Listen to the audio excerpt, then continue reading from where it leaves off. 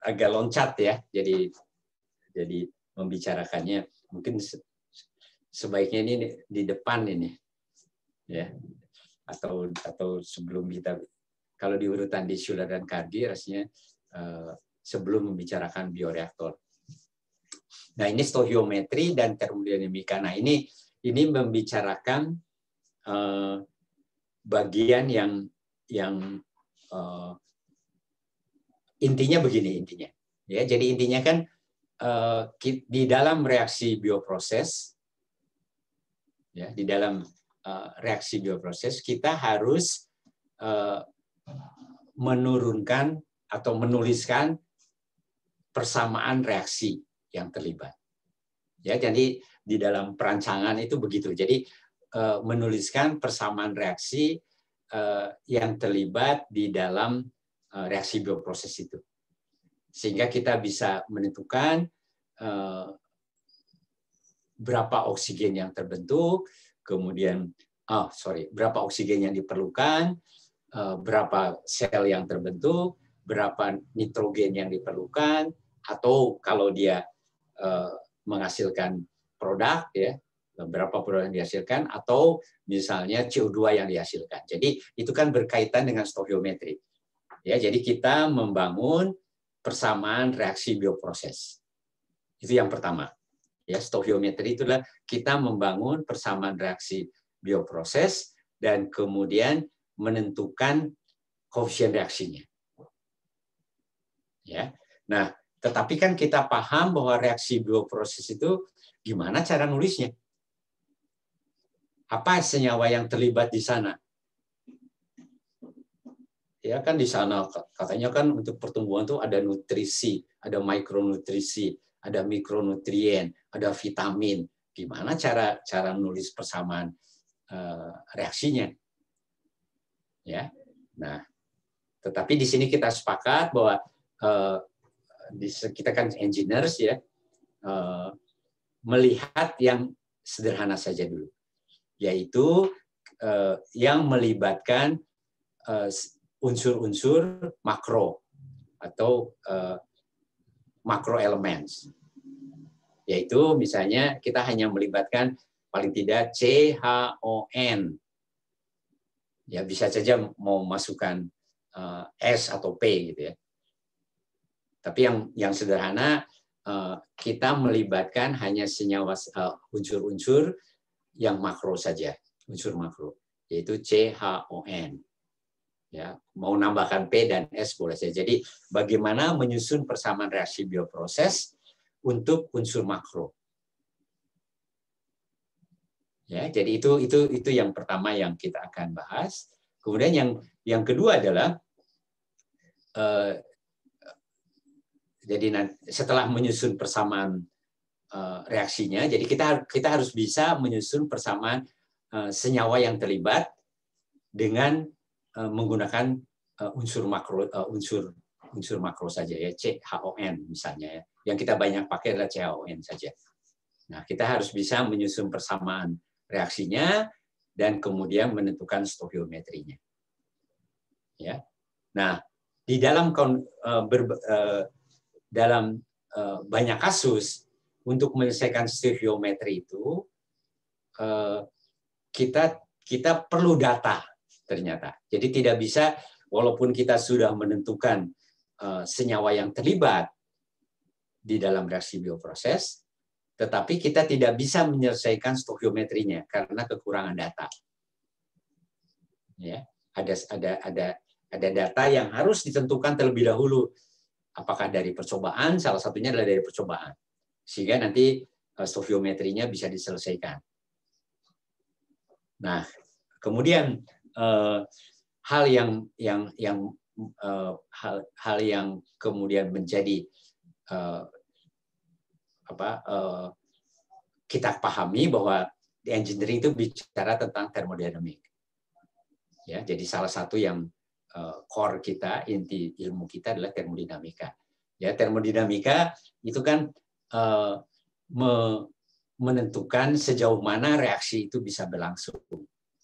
Ya, kalau kita sudah tahu senyawa yang terlibat, maka kita bisa menentukan konversinya sejauh mana. Jadi A menjadi B itu bisa berapa konversinya. Itu adalah dipelajari dengan termodinamika. Nah, kemudian apakah reaksi bioproses dibatasi oleh hukum termodinamika? Jawabannya iya. Ya, jadi termodinamika juga membatasi reaksi-reaksi bioproses. Nah, jadi kalau seandainya kita mengetahui reaksi-reaksi yang terlibat atau senyawa-senyawa yang terlibat, berarti harusnya bisa nebak tuh. Ya, salah satu stoichiometrinya bisa kita tebak. Misalnya berapa sih biomas yang terjadi? Ya, berapa banyak biomasa yang terjadi dari substrat tertentu? Ya, misalnya dari glukosa. Bisa saya tebak nggak? Nah, itu yang dieksplor. Jadi data termodinamika digunakan untuk memprediksi salah satu koefisien stoikiometrik. Ya, menebak dalam arti kan namanya termodinamika kan ideal. Jadi berarti adalah konversi maksimum yang bisa terjadi.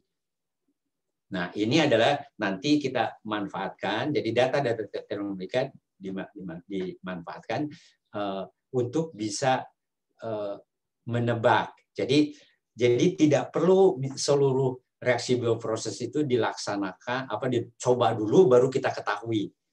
Ya, jadi dengan menyusun persamaan reaksi bioprosesnya, kemudian menggunakan informasi termodinamika, maka kita bisa tahu bahwa kalau substrat A mau kita ubah menjadi produk B, yield-nya berapa? Atau kita membutuhkan berapa oksigen yang diperlukan, berapa nitrogen yang diperlukan, berapa alkalinity yang diperlukan, atau berapa CO2 yang terbentuk. Nah, dari informasi itu sebetulnya kita bisa mengenal reaksi bioproses ini worth it nggak untuk dijalankan. Ya, jadi pesan dari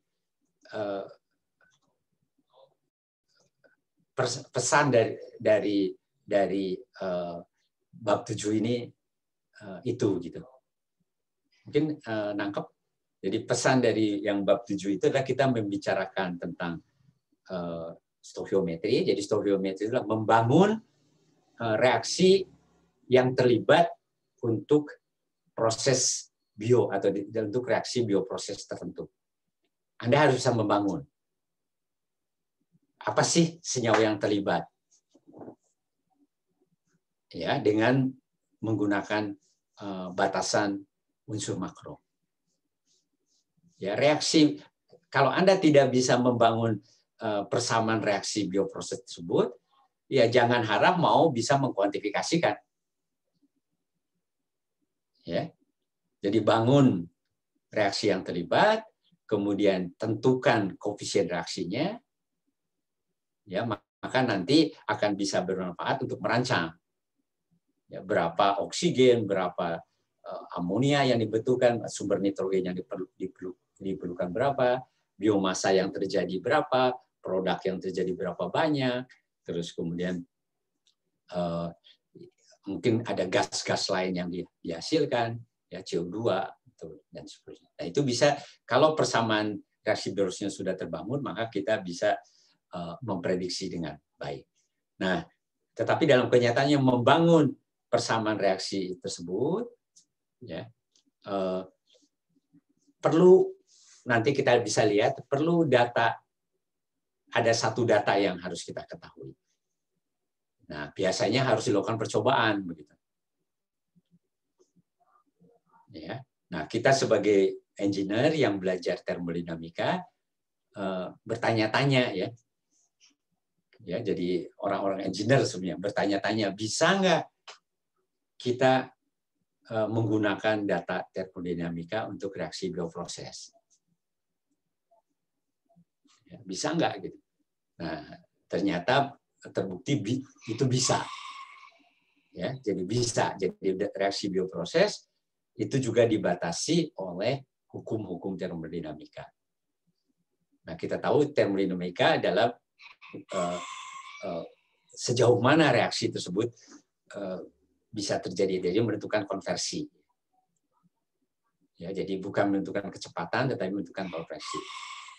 Nah, tapi ternyata memang ada beberapa hal yang tidak bisa ditentukan secara analitik. Jadi ada beberapa memang menggunakan data-data termodinamika, tetapi sampai sekarang untuk bisa menebak yieldnya dengan baik, ya. Jadi bukan dengan baik, untuk bisa menebak yieldnya masih menggunakan persamaan-persamaan empiris.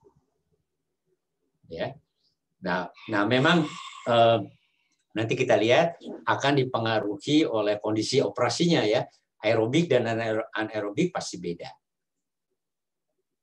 Ya. Nanti yield yang dihasilkan. Nah, saya rasa itu yang menjadi, jadi di akhir bab bagian 7 ini Anda akan bisa dua yang akan Anda pelajari.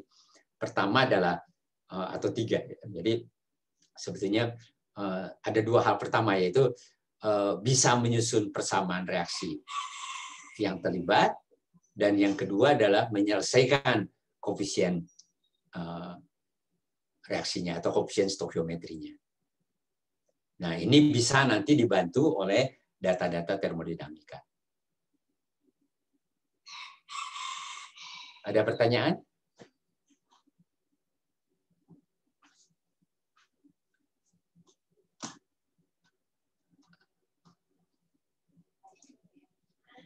Oke, jadi itu yang akan kita bahas, ya.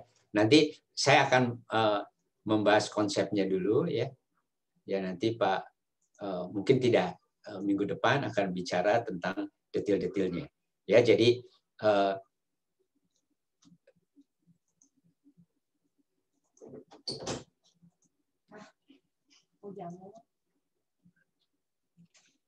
ya, jadi ini kan kita kembali lagi, kita jangan lupa bahwa kita menggunakan model yang sederhana, ya.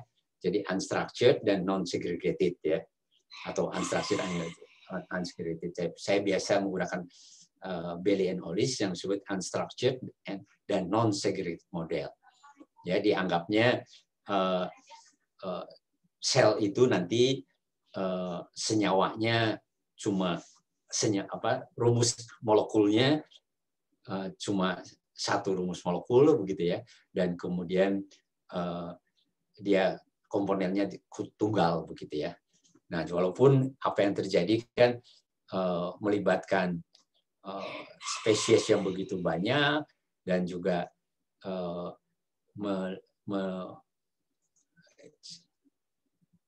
jadi melibatkan spesies yang begitu banyak, dan juga mikroba kan sebetulnya umurnya bisa berbeda-beda, ya. Kita akan menggunakan yang unstructured dan non-segregated, jadi model yang paling sederhana. Nah, ini sehingga rumus molekul dari mikroba ini yang kita pakai, ya. Bisa juga menggunakan C5, H dan seterusnya, ya. Tapi kalau digunakan C-nya 1, ini adalah rumus molekul biomasa yang kita pakai. Ya, ini adalah yang umum. Jadi sebetulnya di Schuler dan Kargi bisa dilihat sebetulnya ada sedikit perbedaan misalnya antara ragi, ya, dengan yang lain-lainnya, ya. Ya, jadi mikroba kan macam-macam juga. Jadi sebenarnya ada perubahan, ada perbedaan. Nah, kita akan menggunakan unsur yang utama saja, yang makro, yaitu C, H, O, dan N. Ya, bisa juga melibatkan S dan P. Nah, jangan lupa bahwa di dalam pertumbuhan tersebut itu selalu akan membutuhkan sumber karbon, sumber nitrogen, kemudian melibatkan bikarbonat, melibatkan H+, dan melibatkan air. Ya, jadi ini yang perlu menjadi catatan, ya. Jadi selalu melibatkan sumber nitrogen, ya. Jadi selalu melibatkan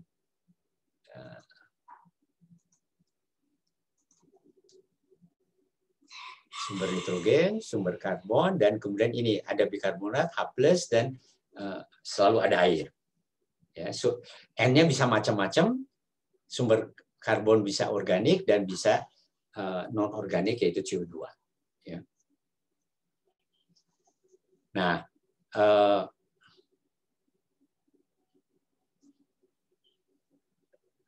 saya ingat ini agak loncat ini. Kalau saya ini agak loncat, membicarakan tentang degree of reduction.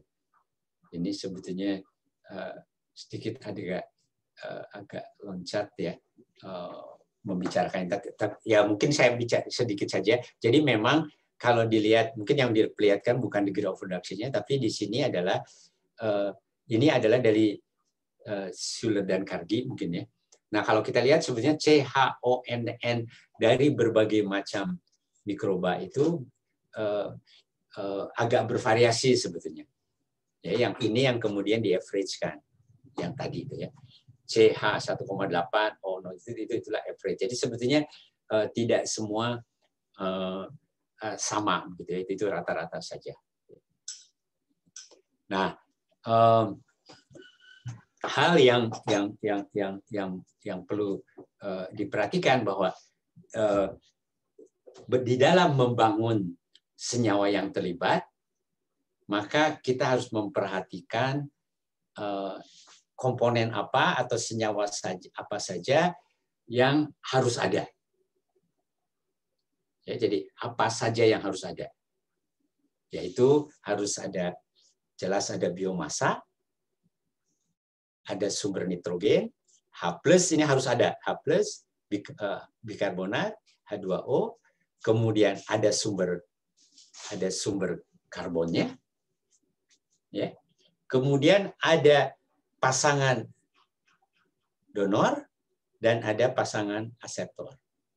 Nah, itu Anda harus paham, hafal betul itu ya, bahwa reaksi bioproses harus melibatkan biomasa, melibatkan sumber nitrogen, ada H+, ada bikarbonat, ada H2O, dan ada sumber karbonnya. Sumber karbon itu adalah yang membentuk sel ya. Jadi sumber karbon itu bedakan dengan yang sumber energi. Sumber energi itu dari sini. Ya, ini adalah yang memberikan energinya. Jadi energi adalah tergantung pasangan donornya dan tergantung pada pasangan aseptornya. Ya, jadi kan donor itu nanti ada elektron donor, ada oxidized donor. Ya, jadi donor yang jadi dari level tinggi ke level rendah. Jadi elektron aseptor dan ada reduced aseptor. Jadi pasangan. Jadi pasangan donor dan pasangan aseptor. Nah, ini akan pasangan donor dan pasangan elektron akan menentukan energy level. Ya, jadi berapa atau energi yang yang terlibat. Jadi pasangan donornya apa, pasangan aseptornya apa, itu akan memberikan berapa energi yang tersedia pada saat itu bagi mikroba. Ya, untuk apa energinya sudah ya artinya di sebelumnya sudah dibahas kan. Untuk pertumbuhan, untuk maintenance, ya, untuk pergerakan, ya, untuk bergerak, ya, ya untuk tumbuh tuh maksudnya dari satu sel menjadi 2 sel, ya itu perlu energi kan. Mau maintain selnya supaya tetap utuh juga perlu energi. Selnya untuk bergerak itu perlu energi. Nah, itu ditentukan oleh pasangan donor dan pasangan elektron. Nah, itu harus nanti dipahami. Jadi kondisinya. Jadi untuk setiap kondisi itu harus dipahami senyawa apa saja yang terlibat. Ya, jadi dengan demikian nanti kalau sudah tahu senyawa yang terlibat berarti bisa menyusun senyawa-senyawanya apa saja. Ya, jadi senyawa yang terlibat itu apa saja. Ya, baru nanti di akhir adalah menyelesaikan stoikiometrinya.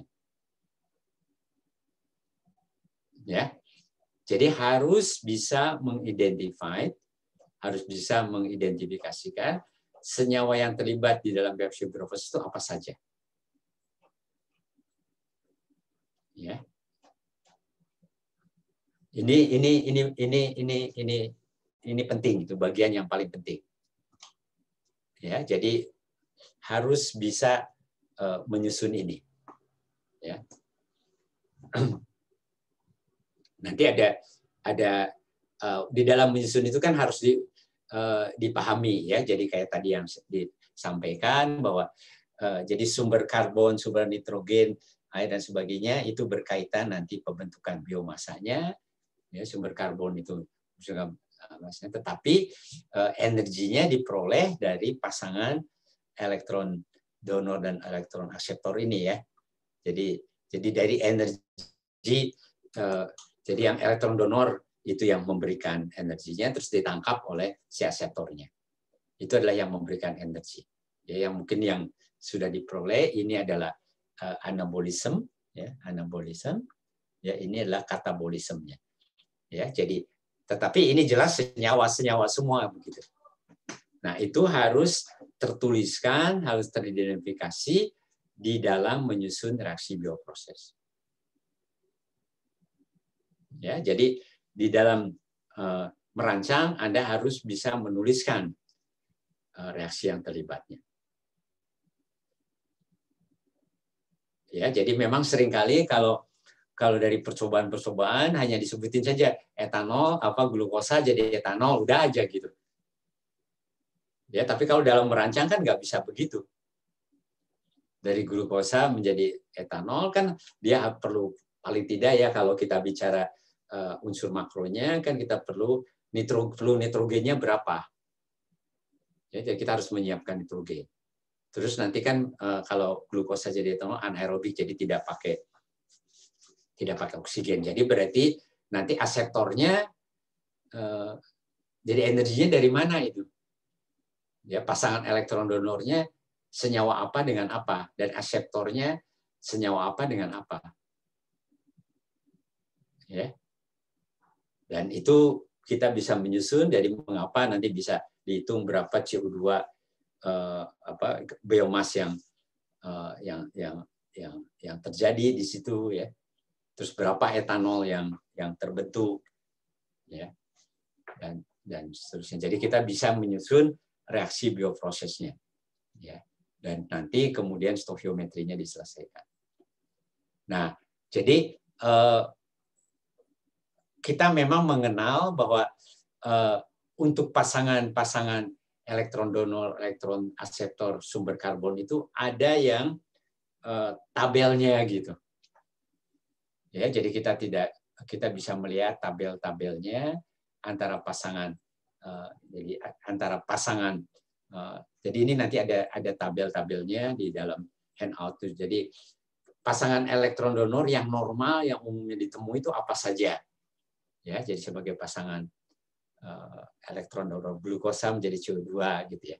Dan seterusnya. Jadi ini ada demikian juga pasangan aseptor itu apa saja. Nah, sumber karbon yang dipakai itu kalau organik apa yang paling banyak ya? Kita tahu pasti glukosa ya. Yang paling banyak dipakai. Ya. Nah, kalau anorganik itu adalah CO2. Ya, jadi kalau sumber karbonnya anorganik yang kita sebut dengan autotrop, itulah menggunakan jadi sumber karbon itu adalah yang membentuk selnya. Nah, sedangkan pasangan donor elektron itu sumber energinya. Ya.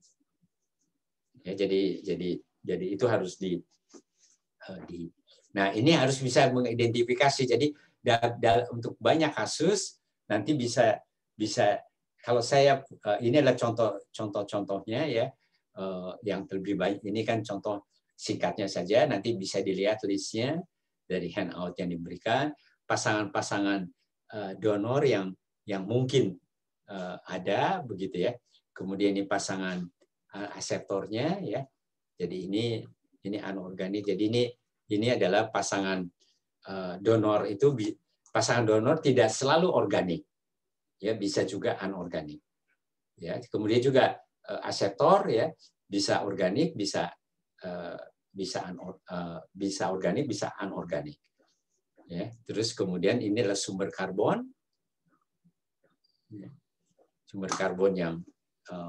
yang umum digunakan. Ya, jadi bukan ini list singkat saja. Jadi ini adalah yang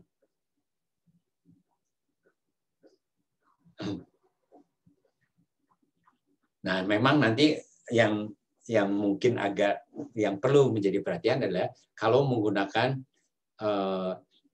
bahan bakunya bukan sintetik ya, misalnya kayak kalau molase itu jadi apa gitu ya. Tapi kita harus tahu bahwa molase itu kan isinya tetap gula ya, jadi yang dimanfaatkan adalah glukosanya ya, tetap yang dimasukkan glukosa. Jadi apa komponen sumber karbon yang dipakai di sana ya. Jadi walaupun mungkin tidak single ya, tidak multi komponen, maka kita harus bisa menentukan sumber karbonnya apa. Ya, nah nanti akan dibahas mengenai berbagai macam contoh-contoh gitu. Ya, jadi ini adalah menggambarkan secara. Jadi kan tadi sudah disampaikan bahwa harus ada sumber nitrogen, harus ada sumber karbon, ada pasangan, ada donor elektron ya. Jadi ini adalah nanti ada pasangannya ya. Asetot elektron ada pasangannya. Ya, harus melibatkan biomasa, harus melibatkan bikarbonat. Ini harus ya, H2O, H+, ya, dan nanti kita akan melibatkan termodinamika, berarti nanti akan ada panas yang terbentuk. Ya. Jadi kan ini gambarannya ya, ada substrat menjadi produk dan kemudian menjadi tumbuh biomasa, tapi nanti ada panas yang terbentuk. Ya, jadi ini sistem yang harus kita bangun di dalam membicarakan reaksi bioproses. Nah, mungkin ada pertanyaan dulu.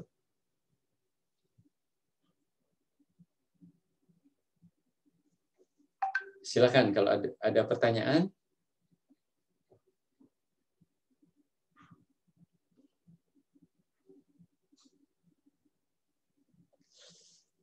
Atau mungkin ada yang ditambahkan oleh Pak Wawan?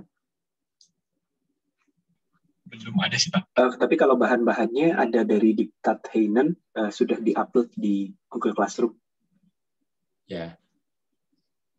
Jadi ada diktatnya ya yang nanti akan dipakai gitu ya.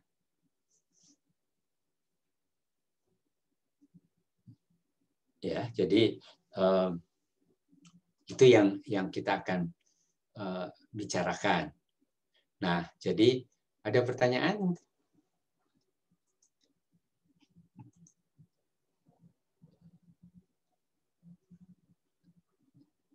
Ya, jadi mungkin yang berikutnya ini adalah berikutnya adalah penjelasan, misalnya ada donor elektron, ada sumber karbon, ya, kemudian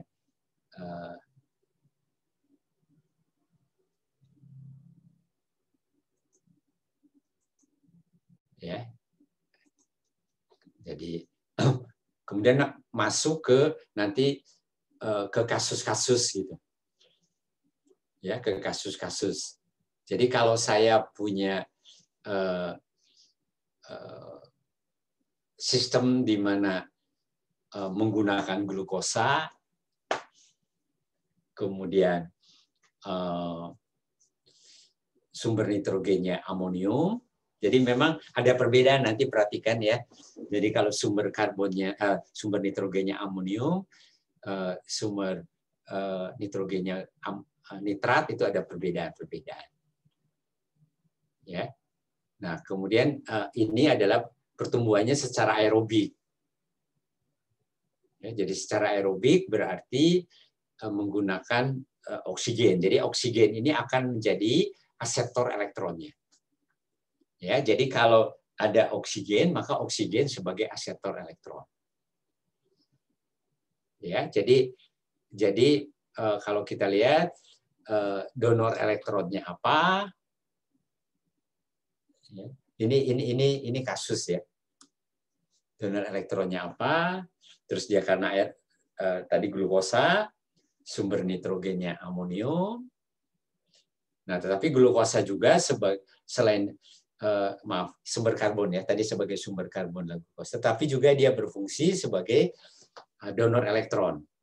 Ya, jadi karena glukosa itu berfungsi ganda sebagai sumber karbon dan juga sebagai donor elektron. Ya, ini yang disebut dengan heterotrop ya. Nah, kemudian yang mana donor elektronnya dilihat nanti donor elektron glukosa itu kalau teroksidasi jadi oxidize donornya apa? Itu kan menjadi CO2. Nah, kalau aseptor elektronnya O2 itu menjadi apa? Itu menjadi aseptor reduksinya menjadi H2O. Nah, nanti dilihat di pasangannya. Jadi lihat di list pasangan tadi. Ya, jadi kalau donor elektron punya pasangannya jadi apa? Ya, kalau glukosa jadi apa? Kemudian kalau aseptor elektronnya oksigen jadi apa? Nah, ini adalah kita sudah mempunyai semua senyawa yang terlibat H2O, H+, ya, itu ada semua begitu. Jadi tiap kasus nanti Pak Wawan akan menjelaskan lebih detail lagi ya. Apa yang terjadi kalau dia anaerobik? Ya, apa yang terjadi kalau anaerobik? Anaerobik kan nggak ada oksigen. Ya, bisa jalan bisa. Ya, ada glukosa, ada NH4+-nya. Ya. Tapi nggak ada oksigennya. Bagaimana menyusun persamaan yang terlibat? Ya. Nah, jadi seperti itu ya. Ya, jadi nanti perlu diketahui ya. Jadi nanti kalau anaerobik ini ya, tapi ujungnya menghasilkan apa? Menghasilkan asam laktat atau menghasilkan metan atau menghasilkan asam asetat. Ya, jadi harus bisa dibangun atau bisa menentukan dulu apa senyawa yang terlibat. Ya, digunakan nanti kasus-kasus yang umum. Ya. Jadi dengan kasus yang umum dulu bisa menentukan senyawa yang terlibat apa. Nah, tapi kembali lagi bahwa asumsinya karena kita hanya membicarakan unsur-unsur utama saja, unsur-unsur makro, berarti asumsinya unsur mikro yang lain itu cukup. Ya. Jadi jangan menganggap bahwa ya itu udah semuanya, tidak gitu ya. Jadi asumsinya adalah unsur mikronya sudah tercukupi. Ya, berarti harus ditambah ya apakah itu kalau P-nya atau mikronutriennya ya. Jadi fosfor, sulfur ataupun malah mikronutriennya harus sudah ada gitu di dalam sistem. Kalau nggak jalan. Tetap kalau unsur makronya ada tetapi yang mikro-mikronya tidak cukup ya nggak jalan juga.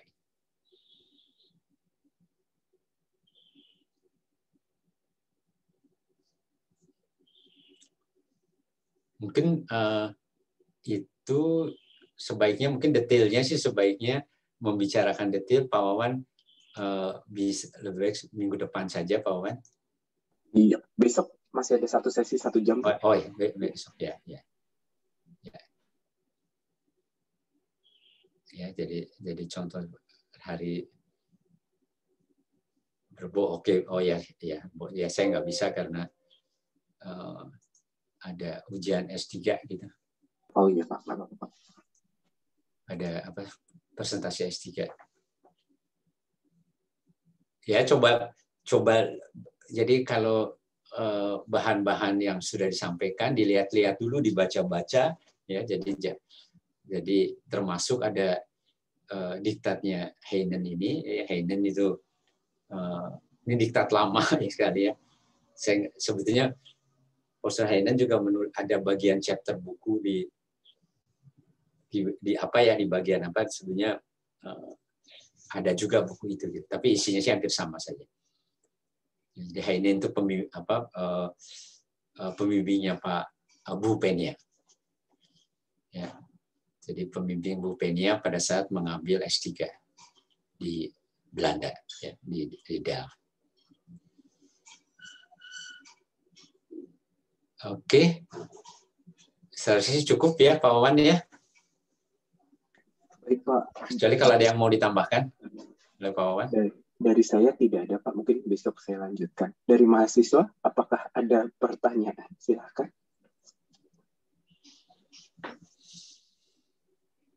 Ya, jadi pahami, baca dulu kalau misalnya sih sebaiknya lihat-lihat ya. Bahan presentasinya kan sudah dibagikan. Dilihat-lihat ya. Jadi supaya bisa dipahami apa yang ingin dicapai sih dengan mempelajari ini, gitu. Apa yang akan didapat gitu. Oke, kalau nggak ada dari saya cukup Pak Wawan.